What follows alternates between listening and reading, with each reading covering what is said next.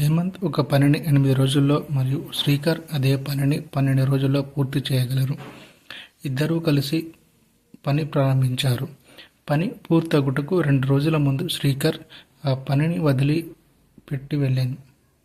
అయితే ఆ పని ఎన్ని రోజుల్లో పూర్తి అగును? హేమంత్ 8 రోజులు, శ్రీకర్ 12 రోజులు. మొత్తం ఎల్సిఎం తీసుకుంటే 24, 3 times 2 times మొత్తం 24. హేమంత్ ఆల్రెడీ 2 days చేశాడు కాబట్టి =6.